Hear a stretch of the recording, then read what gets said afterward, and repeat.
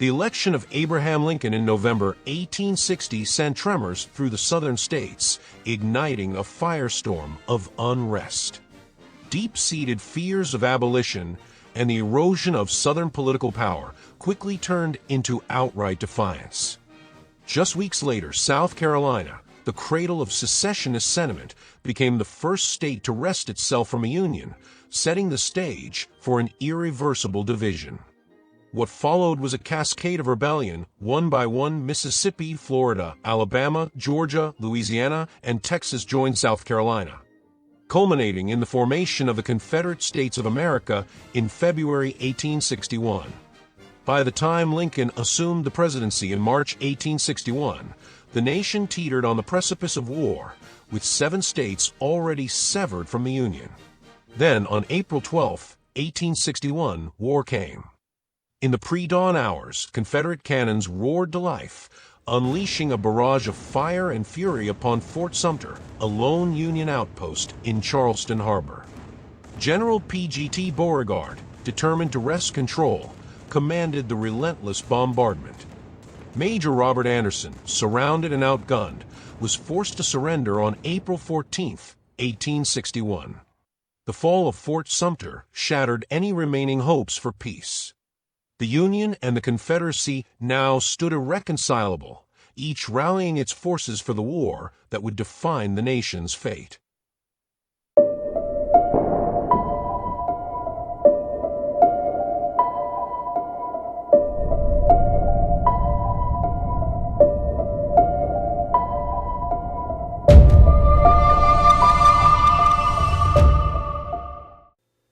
Hello everyone, this is Keith and welcome to the Solo Gamers Club.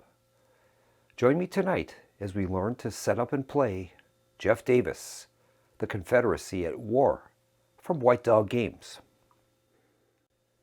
In this solitaire-only game, we'll take on the role of the Confederate States President Jefferson Davis as we guide the South's military, political, diplomatic, and economic affairs during the American Civil War.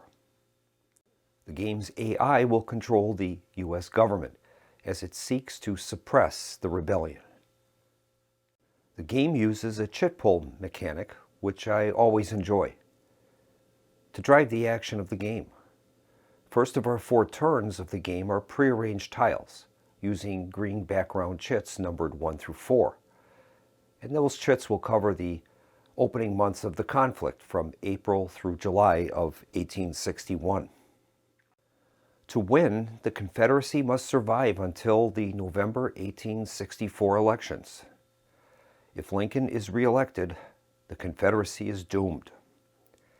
However, if he is defeated by the challenger, General George B. McClellan, the Confederacy has a chance to survive, as this event would signify that the North has given up on Lincoln's promises of victory, and a negotiated peace with the South could likely prevail. McClellan's ability to win the election is largely tied to the situation on the battlefield, along with the South's political, diplomatic, and economic standings. The Confederacy can lose the war prior to this event if Richmond is captured by Union forces and Confederate politicians lose the will to continue the fight. The map displays the territory of the Confederate States of America. It includes 6 paths which ultimately lead to regional centers like Vicksburg, East Texas, or the Confederate capital of Richmond. In addition, some of the minor campaigns which occurred during the war are also depicted, and these include campaigns in Indian Territory and New Mexico, among others. Union armies will be advancing along these paths, which include the Army of the Potomac in Washington, the Army of the James in Fort Monroe, the Middle Department in Maryland and Pennsylvania, the Army of the Cumberland from Cincinnati, and the District of Cairo, later to become the Army of Tennessee. At the beginning of the game, there is no Union Army on Track 6. The Army of the Gulf will appear later in the game. The The Union will attempt to use its historic war plan, which includes direct invasion of the South, dividing the Confederacy in half through control of the Mississippi River, and blockading and capturing Confederate ports with its Anaconda Plan. This strategy was initially developed by General Winfield Scott. He was the Union's general-in-chief at the start of the Civil War, and he foresaw that the conflict would be prolonged and very costly. Unfortunately, as is common in history, few, if any, believed him, and he was summarily sent off into retirement, and they chose to pursue their mantra of "On to Richmond." The map also provides 3 economic asset tracks to record the South's agricultural, manufacturing, and infrastructure levels.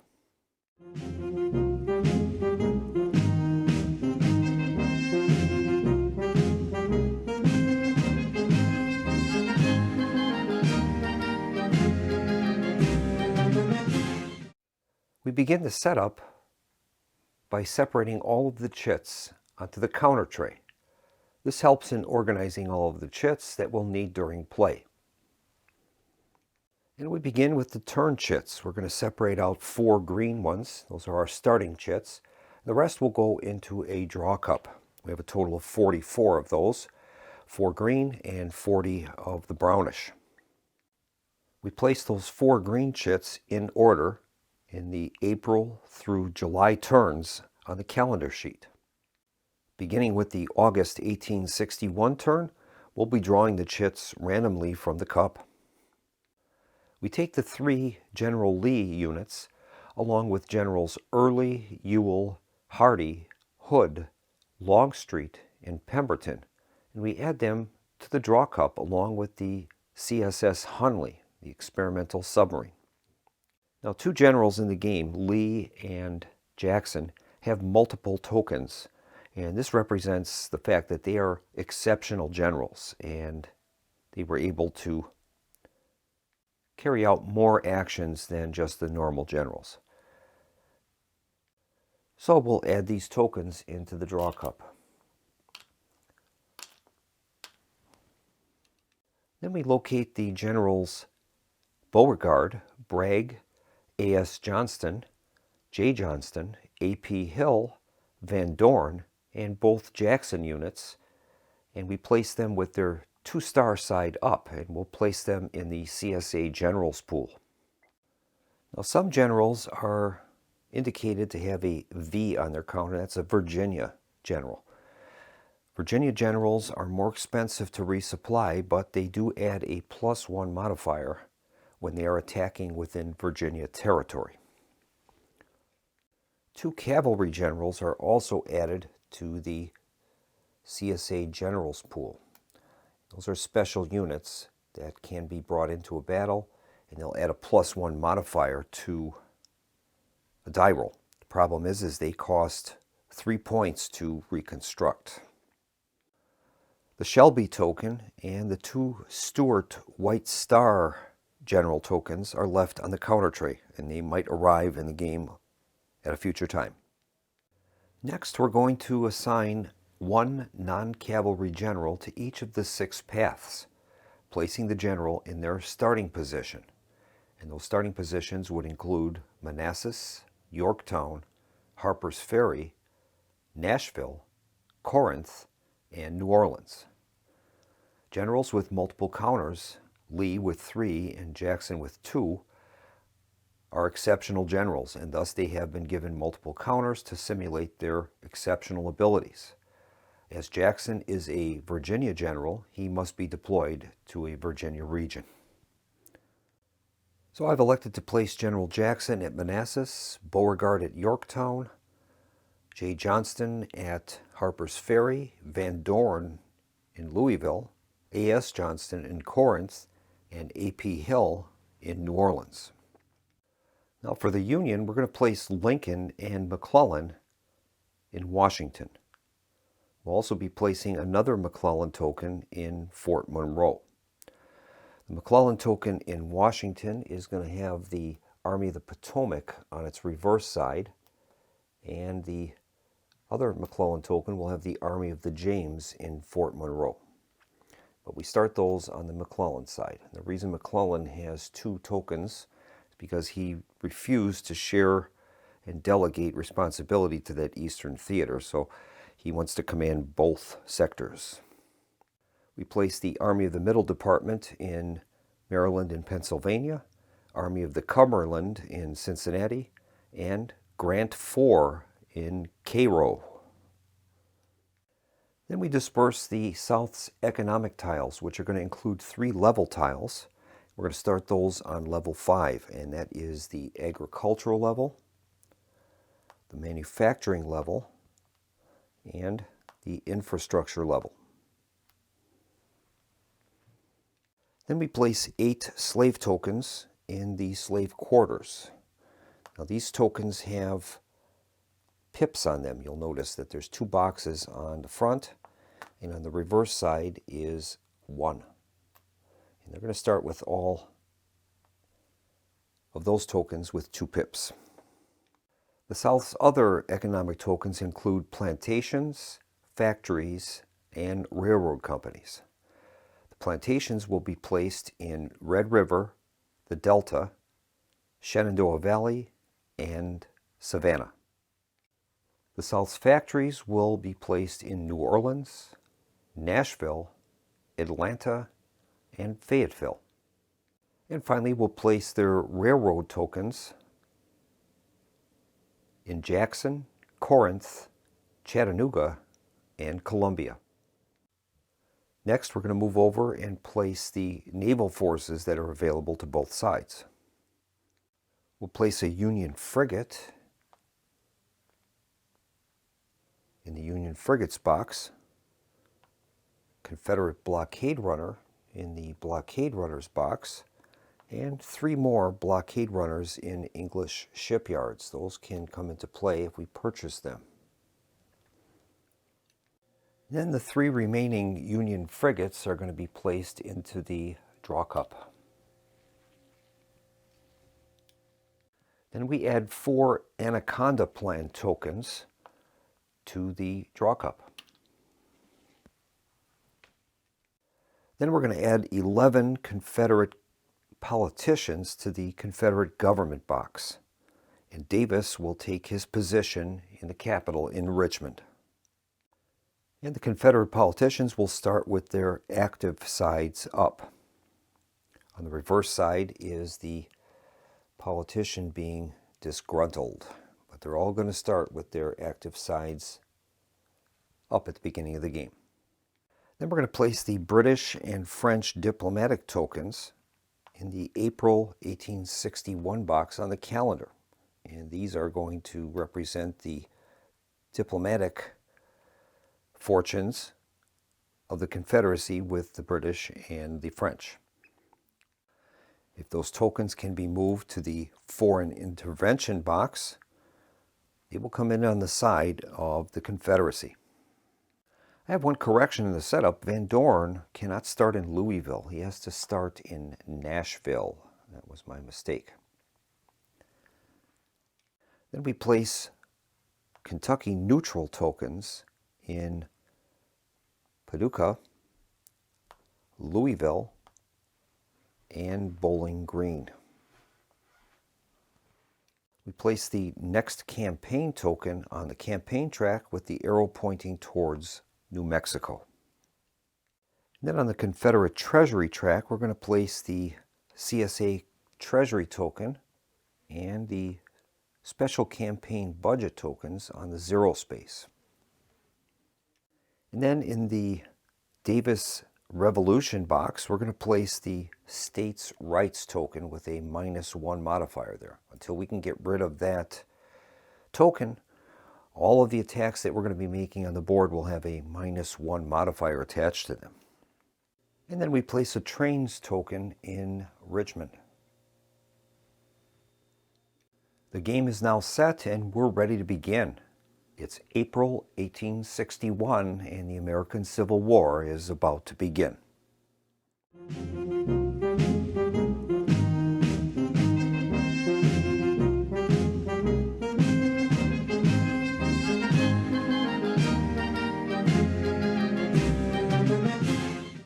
we begin each turn by drawing a chit from the cup, except in the case of the first 4 turns. Those are already predetermined for us, so all we'll do is reveal that first chit. And then we will execute it based upon going from left to right and top to bottom in those orders. Now in this case, we've only got the one icon there, and that is a diplomacy icon, the globe. We're going to make a die roll for the British and the French, and we'll move up their diplomacy markers up the track, hoping to get them towards foreign intervention. And we'll begin with a die roll for the British. Result is a 3, so we'll move up that British marker, 1, 2, and 3. We'll do the same now for the French. And this represents the Confederate States attempting to use diplomatic means to influence France and Britain. Result is a 6. 1, 2, 3, 4, 5, and 6. All right, so we've made some progress with the French. Now, during the actual conflict, the Confederate States made a pretty grievous error in the fact that they never quit producing their what they called cash crops. Cash crop is something like cotton or tobacco. It's stuff that you can't eat. And their premise was to sell those cash crops for munitions and ships and things from Europe. Well, the one thing that they were hoping for is that Britain would become irritated with the fact of the Union blockade denying exports of cotton, which Britain needed for their textiles industry. And that never materialized, and I can't tell you how many countless millions of bales of cotton rotted in the ports of the Confederate States during the conflict. And if that production would have been shifted to corn or wheat, they could have fed their armies a lot better than rotting cotton on the docks. But they didn't do that. So anyway, we have executed that token, and we've moved up the British and French diplomacy tokens. Next step is we're going to execute our naval actions. What will happen here is the Confederacy is going to use their blockade runners, and they're going to select a area of operation, hoping to avoid and outwit the Union frigates that will be hunting them. And to do this, we're going to be consulting the Union frigates table. I'll be bringing that up on the screen, and you'll see from the table that it has 5 columns. We have a die roll column, and then 1, 2, 3, and 4 frigates. So what we're going to be doing is rolling 2d6 and then intersecting that with the column of the number of frigates in the Union frigates box. In this case, they have 1 frigate available, so they will be using that first column. Now we have to assign our blockade runner that we have available to one of those port areas, and I think I'm going to select 2C. Now we're going to make a roll and find out where the Union frigates are going to be patrolling. Here's the roll. And they've rolled a 2, and that is 2A. So the Union frigates are going to be moving into 2A. Now, if that frigate ended up moving to a location where we had a blockade runner, we won't receive any revenue from that location. But in this case, we've outwitted them, and we're going to be receiving the money that is listed in that port box. In this case, it's $2. So we're going to return these forces back to their boxes, and the Confederate Treasury will go up by 2. So we're at $2. Now, once more Union frigates become available, it's possible that 2 frigates could deploy to the same location. And if that occurs and we have a blockade runner in that location, the blockade runner is sunk, and that will go back to the English shipyards, and we're going to have to pay $2 to rebuild that. So it gets to be expensive for us. Our next step is to check for calendar events. So we would look under the current tile, and if there was a calendar event there, it'll be in red, and we would execute that if that was the case. In this case, it is not. Our next step is to check if there's going to be a Union offensive. That would also be listed on the sheet, and that would be this 3x3 grid symbol. And if that's the case, we would also check the turn chit, and if there's a yellow die on there, then that would be a Union offensive. Now, as this is the first turn chit, there isn't much on there. There's only the one entry for the diplomacy. So that's going to finish up the play turn chit sequence, and we'll move on to the player actions. And this is where we can launch attacks on Union armies, effort our economic levels, earn economic bonuses, and possibly raise taxes. Now, we're not going to be launching any attacks on Union armies at this point, but what we can do is we can effort our economic tracks. We have an agricultural track, manufacturing track, and infrastructure track. And what we're trying to do is, at the cost of either $1 from the Confederate Treasury, one slave pip, or one politician sharing the same symbol as the track that we're attempting to manipulate, we would roll a die. And if we're able to roll the number listed in the box that we're attempting to achieve, we would be able to effort that level. And then once we get to that bonus area, we can turn the tile and then gain that benefit. In the case of agriculture, we would gain a defensive improvement, defensive works. In the case of a manufacturing bonus, we would gain an artillery. That artillery tile, we're able to stack that with any of our generals on any one of the 6 paths. And what that does is that allows us to either add or subtract 1 from a die roll anywhere on that track that it's placed. And finally, we have the infrastructure bonus, and that would be a train. And what that's able to do is those trains are kept in Richmond, and we're able to spend those to resupply all generals on one path. So it's quite valuable.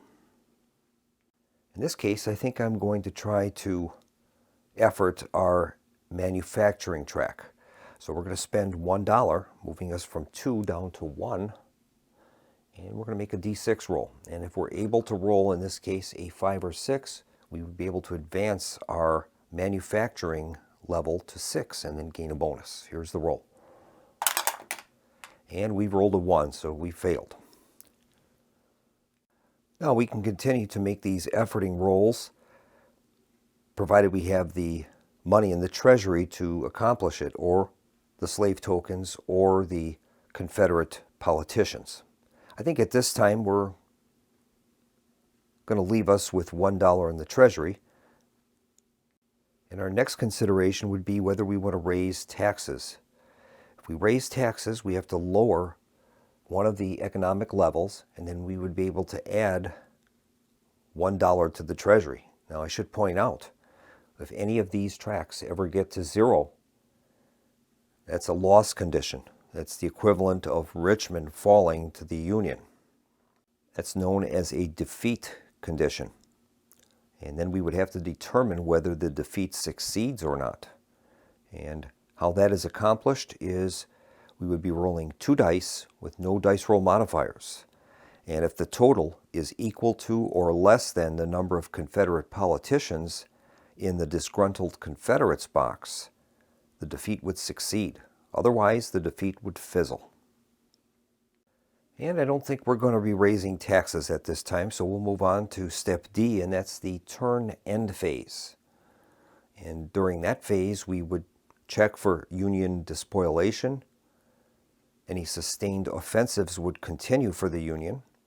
And then we can construct ships at this point. Now, if we had $2 in our treasury, we'd be able to build a blockade runner from the English shipyards. Well, we don't have enough for that. We've got $1 in the treasury.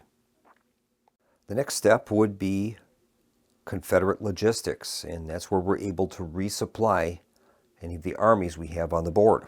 In this case, all of our armies are fresh, so we won't need to do that. And that would bring the first turn to a close. We would go back to step A, where we would be drawing a chit, and continue on with the playthrough in the same order. Now, some of the actions that can be taken were not available to us with that first chit, but as we play through, you will see that there's other actions happening that we'll have to deal with.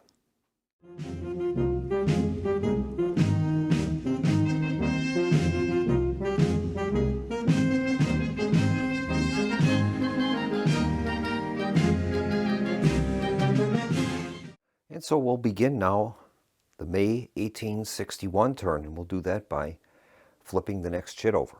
See what we've got. All right, we've got another diplomatic action and an economic loss to our agriculture. Now we'll move on to our naval actions, and we'll repeat the step that we did from the first turn. And I think this time I'm going to try place our blockade runner in New Orleans area, and we'll see if we can get through for a little extra money. So we're going to make the roll for the Union frigates now and see where they're going to deploy to. And here's the roll. They've rolled a 7, and that is 4. So they're going to deploy to Zone 4, and we've outwitted them once again. This time we're going to gain $3. So we'll return those tokens back, and the CSA Treasury will go up $3. So we're up to 4. That's pretty good. We have no calendar events to deal with, and there are no Union offensives listed on the token. So if that's the case, then we would execute the actions listed on the token. The first one is diplomacy. So we're going to make a roll for Britain and France and see how much favor we gather with them, gain from them. British have a 5, so we'll move them up 5. 1, 2, 3, 4, and 5. French are going to roll die, and they've got a 6. 1, 2, 3, 4, 5, and 6. So we've made pretty good gains with the French. Next is an economic loss to our agriculture. So we'll go to our table and see what's happening there. So we've incurred damage to our agricultural level, and that's going to go down from 5 down to 4. And that could represent, weather conditions, poor crop, any of a number of things. So we've resolved all the actions on the token, and we'll move on to the player actions. And I think we're going to effort our economic level for agriculture. So we're going to spend $1 from our total, moving us down to 3. And we're going to attempt to get a 4 or greater to move that level up. Here's the roll. We rolled a 2. Okay, that's a failure. We're going to try that one more time. We're down to $2, and we'll make another roll. And we've rolled a 3. We've failed. So I'm not going to do any more. I want to save that $2 to purchase another blockade runner. So we'll move on to the turn end phase, and we're going to construct some ships. So we're going to pay $2 from our treasury, and we're going to construct another blockade runner, and that's going to help us to generate some more revenue for the Confederacy next turn.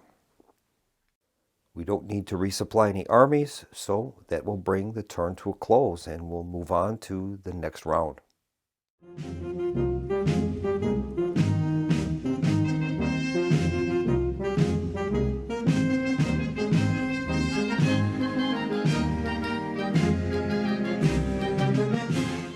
So we'll move on to June 1861. And June 1861 does not have any calendar events, so we'll flip the token here.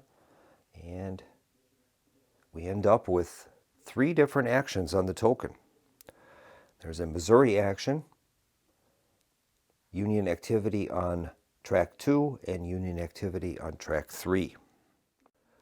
We'll move on now to our naval actions. Now we have 2 blockade runners. So I think what we'll try to do is, we know that the Union only has 1 frigate, so I think we're going to place these in zones 3 and zones 4.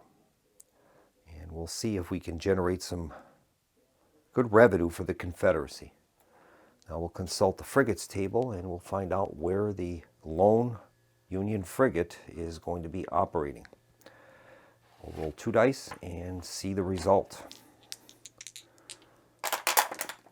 Result is a 7, and that is going to be into Zone 4. So the frigate will move into Zone 4, and he's going to deny us generating any income from there, but the blockade runner is using the ports in New Orleans, and he's going to gain $3.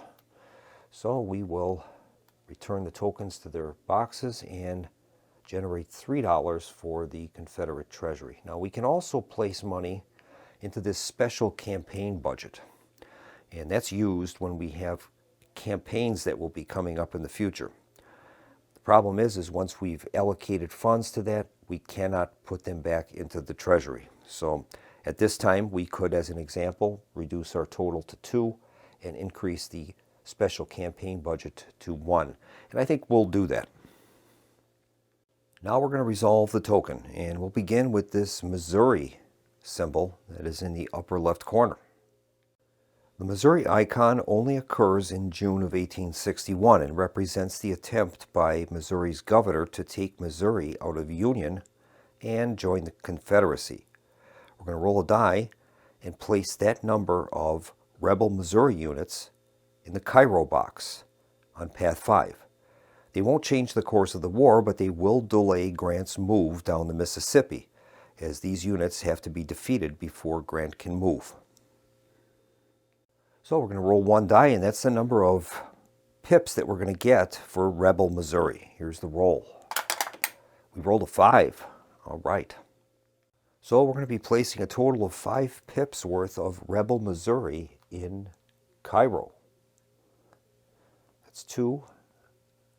That's 4. And that's 5. And that's going to delay Grant coming down that track, which is excellent. The next part of that token is a Union advance on track 2, which is the Maryland and Pennsylvania zone. That's the middle department. And an advance on track 3, which is going to be the peninsula. So the middle department is making an advance against Joe Johnston in Harper's Ferry. The same is occurring in Fort Monroe. We have McClellan's force moving into Beauregard's area in Yorktown. Now we're going to be able to attack the Union armies that have encroached into our regions.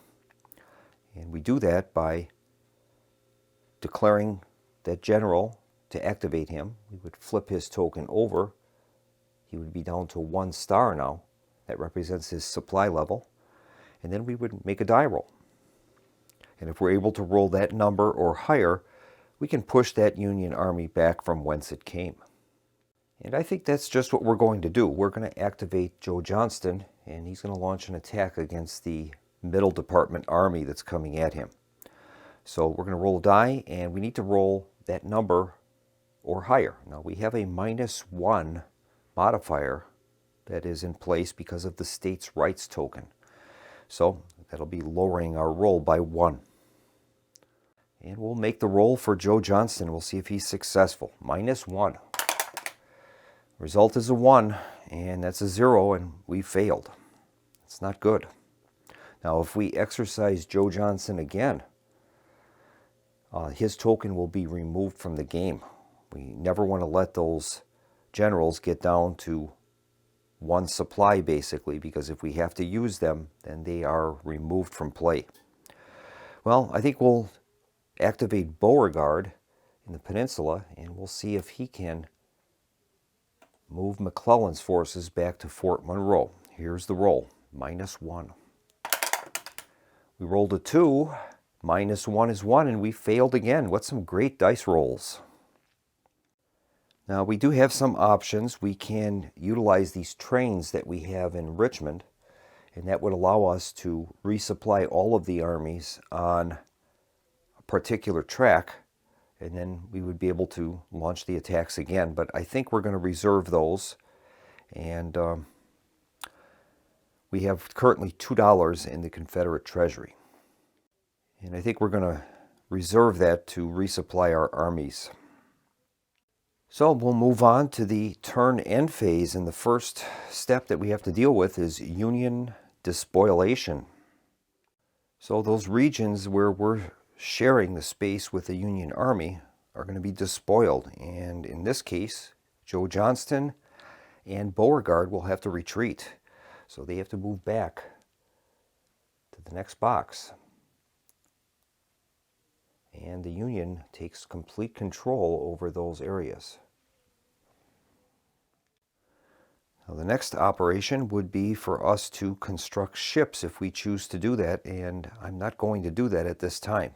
We need the money to resupply our armies, and that is the next step, the Confederate logistics. So we're going to resupply Joe Johnston in the Shenandoah Valley. That's going to cost us $1, and we're able to flip him over to his full side again. We'll do the same for Beauregard. It will cost us another $1, moving us down to 0. Now at this time we can also redeploy our generals. We can reassign the Confederate generals. And I think we're going to assign Braxton Bragg from the CSA Generals pool. And we're going to move him into Williamsburg to help out Beauregard. And I think that's all we're going to do at this point. And that's going to bring the June 1861 turn. We'll move on now to July.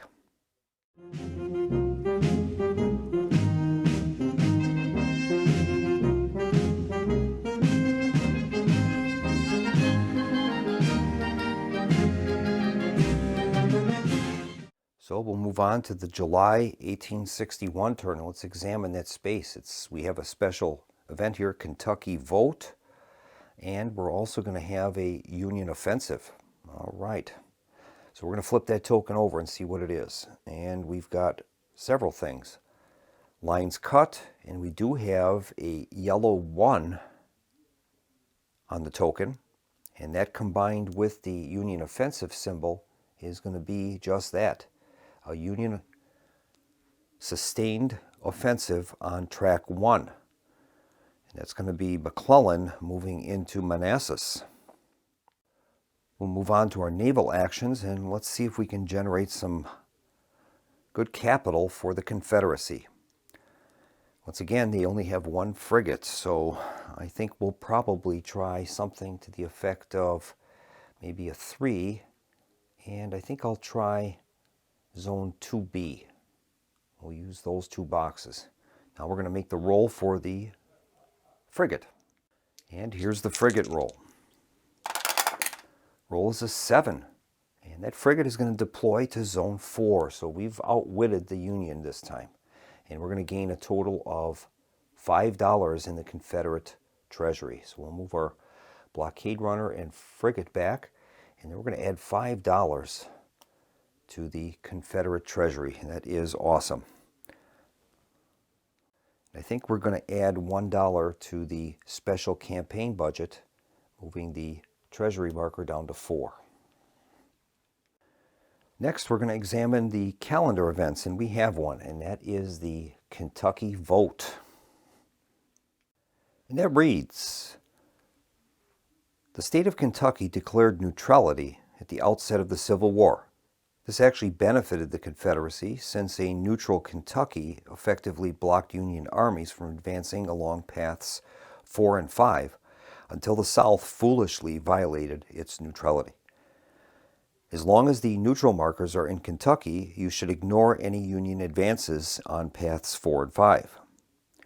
Exception: a Union advance on path 5 still burns up a rebel Missouri in Cairo, even if Grant does not actually move on that path. Neither side can violate Kentucky neutrality until September 1861.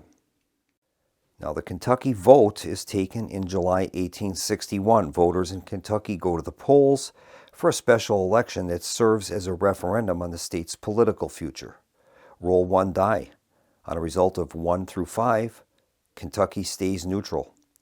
On a roll of 6, Kentucky joins the Confederacy. All right. And here's the roll for the Kentucky Vote. Result is a 2, so Kentucky is going to stay neutral. Now, this current month box does have the Union offensive symbol there. So what we do is we check the counter, and we look to see if there's a yellow die symbol there. And in this case, we have one. It's in track 1. If the month has a Union offensive and the chit has a yellow die, then a sustained Union offensive is underway. Put the sustained Union offensive marker in the current month box. This means the current turn will suffer 2 Union offensives on the yellow die path, one early in the turn and a second later in the turn. So we are going to place the sustained offensive token on that month.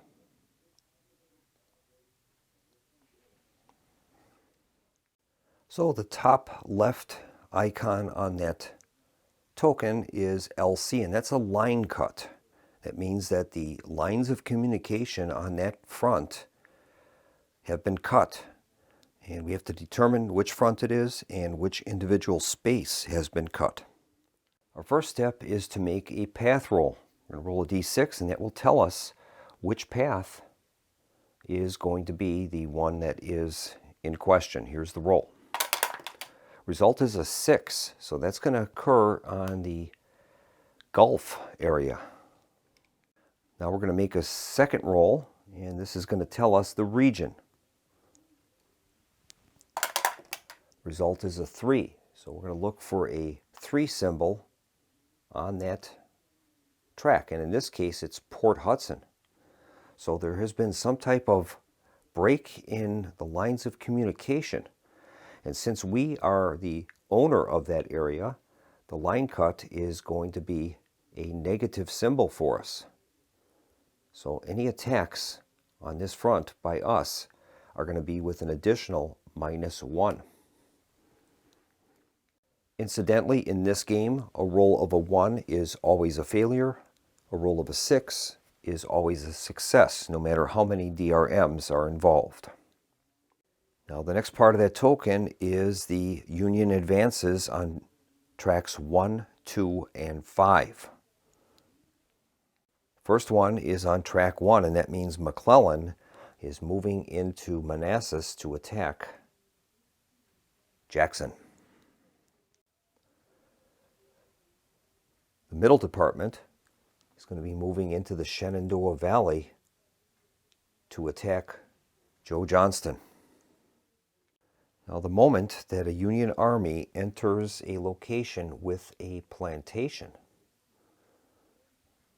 that causes some problems for us. First step is we flip that plantation to its depleted side. And in addition to the depletion of that plantation, we place 1 freedman in the freedman box. And the freedman box definitely aids the Union. It says, as the Union gobbles up Southern territory, it provokes slave escapes and seizes control of plantations. These actions provide the Union with a steady stream of black volunteers known as freedmen. The rules above show how these freedmen are recruited to the Union cause. As the freedmen total grows, it undermines the Southern war effort. When the total number of freedmen, number of pips, reaches a certain number, it has the following immediate effect. When there are 2 of them in the box, it activates the Union's U.S. railroad ability. With 4, it immediately would roll to reduce British and French intervention, 1 die for each. When it reaches 6, we'll suffer 1 immediate random economic disaster. That moves one of our 3 tracks to 0. And finally, with 8, the number of black recruits into the Union Army has reached critical mass, contributing to the Union's overwhelming military advantage. And we would place the lost cause marker in the Davis Revolution box. And that would give us a -1 dice roll modifier for the rest of the game. And then finally, track 5 is going to activate. And in this case, we have the Rebel Missouri tokens there, and that's stopping Grant from proceeding. So it's going to use up, though, 1 of our Rebel Missouri tokens. We have 4 remaining there, 4 pips worth. So the Union advances have begun. We've got the Union encroaching in Manassas. We've got the Union encroaching in Shenandoah Valley with a depleted plantation. And Grant has eroded some of the rebel Missouri forces that are blocking him. So we'll go on to our player actions now, and we're going to have to make some attacks on these Union armies. And I think we're going to begin with General Jackson in Manassas. We're going to flip one of his tokens, and he's going to launch an attack on McClellan. Now he gets a +1 because he's a Virginia general, and Manassas is a Virginia location. So that'll wipe out their -1 states' rights. So we'll be rolling this even up, and we need to get a 2 or greater to succeed. The result is a 6. And we've managed to push McClellan back. All right, that's great. I think next up we will attempt the same with Joe Johnston in the Shenandoah Valley. And we have a -1 modifier in this case. Here is the roll. Result is a 5. That's modified to a 4. And we've pushed the middle department back to Harper's Ferry, which is great. And we've managed to bring Braxton Bragg's forces up to Williamsburg, and I think he's going to launch an attack on McClellan. And he'll be doing that at a -1. Roll is a 3. That's modified to a 2, and he is successful. McClellan is pushed back to Fort Monroe. And the Confederate forces will move up, retaking Yorktown. I think we're going to effort some of our economic levels. We don't want the agricultural level going down any farther, so we're going to effort that, spending $1, moving us down to $3, and we're going to make a roll on that agricultural area. And we're hoping to get a 4 or greater. Here is the roll. Result is a 1, and we failed. All right, I think we will spend an additional $1 and try that again. We're down to $2. Here is the roll. Result is a 3, and we have failed once again. All right, that leaves us with $2 left in the treasury. So we'll move on to our end phase. We begin with Union despoilation. There is none of that, at least, for the moment. We'll move on to the sustained offensive. And now we're going to continue on now with the sustained offensive by the Union on track 1, and that means McClellan is coming back into Manassas. Now we're going to get a ability to respond with normal attacks, and if we can't drive McClellan out, then he is going to despoil that region. So we're definitely going to have to try to get McClellan out, and I think we're going to use one of Jackson's second attacks, and we will try to attack McClellan there. Now Jackson is a Virginia general, so we're going to be getting no dice roll modifiers for this. The state's rights will cancel out his advantage. We need a 2 or greater. Here is the roll. And we've done it. We've got a 6. That's going to drive McClellan back into Washington, and Jackson has held the field of Manassas. We'll move on to the Confederate logistics area, and we're going to have to try to resupply one of Jackson's 2 counters there. Now, he is a Virginian general. It's going to cost us $2 to resupply him. It's going to use up all of the money we have in our treasury, but we'll be able to resupply one of Jackson's 2 counters, which is great. And that's going to bring the July 1861 turn to a close.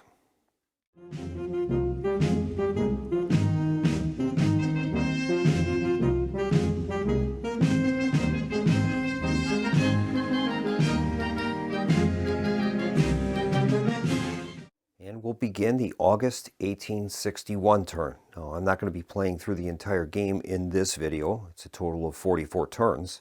But I will at least play the August 1861 turn, which will show us a draw from the cup rather than using these prearranged tokens. And so we're going to make a draw from the cup and we'll see what we get. This is kind of where the fun part of the game starts, is where we don't know what these chit draws are going to produce. And the token I have drawn is a general. All right, Pemberton. If it's a Confederate general, we're going to place him in the CSA Generals pool, and we're going to place him face up on his 2-star side, so that is great. Pemberton will be added to the CSA Generals pool, and we'll draw another token. Here's the next draw. And this time we have, a Union frigate. All right. So a Union frigate is going to be added to the Union frigates box. They've got 2 of them now. That's not good. We'll draw another token. And this time we have token number 36. All right. So we will flip that token over and see what we've got. This time we've got economic damage to our manufacturing, our infrastructure, and then a move on track 5. We have a red die on track 6. Okay. Now that red die is going to function as a sustained offensive on track 6. Now if you'll remember, there is no Union Army on track 6. Well, this is going to place that Union Army there. But first we have to go on to our naval actions. And this time the Union has 2 frigates available. So we're going to have to plan out our moves carefully. And I think at this stage of the game we're going to try to avoid these higher value targets, because 2 frigates now could theoretically sink one of our blockade runners. So I think we're going to place a blockade runner in 2C and one in 2A. And we'll see where the 2 frigates are going to be moving to. They'll be rolling 2 dice, and we'll be using the 2 frigate column. Okay, here is the roll. And they've rolled a 3. They've rolled a 3. And a 3 cross-indexed with 2 frigates is both of them are going to be moving to 2A. And that is not good for us. 2A is where we had a blockade runner, and they're going to sink that blockade runner, unfortunately. That is not good. So that will go into the English shipyards, but we will earn $2 from the blockade runner in 2C. We'll move up our treasury marker to $2. All right, these forces will return to their boxes. That was not a good naval phase for us. Now we check for calendar events. And in this case, we don't have any calendar event. And we also don't have any sustained offensive markers in that box. So in this case, even though there is a red die symbol there, this will not be a sustained offensive. It will be simply an activation of 6, and that will place the Union Army of the Gulf in Ship Island. Now the token will list economic loss of our manufacturing and our infrastructure, so those levels are going to go down, and then there'll be Union moves on tracks 5 and 6. So we have damage to our manufacturing level and to our infrastructure level, which is not good. So we'll have Union advances on track 5, and that is Grant. And another Rebel Missouri unit is going to be consumed. That puts it down to 3 now. We also have a red activation on track 6, and that's going to place the Army of the Gulf in Ship Island. That track is now active. The next time that we have a 6, it is going to activate that Army of the Gulf like a normal army. Now we have $2 in our treasury, and we do have some armies that are in need of resupply. Basically, Joe Johnston, Braxton Bragg, and partially of Jackson's army. Now we only have $2. So I think we are going to spend the $2 on Confederate logistics, and we're going to spend $1 to rectify Joe Johnston's supply issue, and $1 to increase Braxton Bragg back up. That'll use up all of our funds. Now we do have the ability of using either our slave tokens, our Confederate politician tokens, or we can also raise taxes, but that's going to be counterproductive in the case of our industries, because in order to gain $1, we would have to move one of those levels down, and we don't necessarily want to do that. So I think for the moment, we'll probably leave the situation as we have. Our coffers are down to 0. We do have 2 in our special campaign budget, and I think we would leave it at that. So far we're holding our own, but I had some poor dice rolls with the industrial rolls, the economies, but we did manage to at least push back McClellan and the Middle Department Army.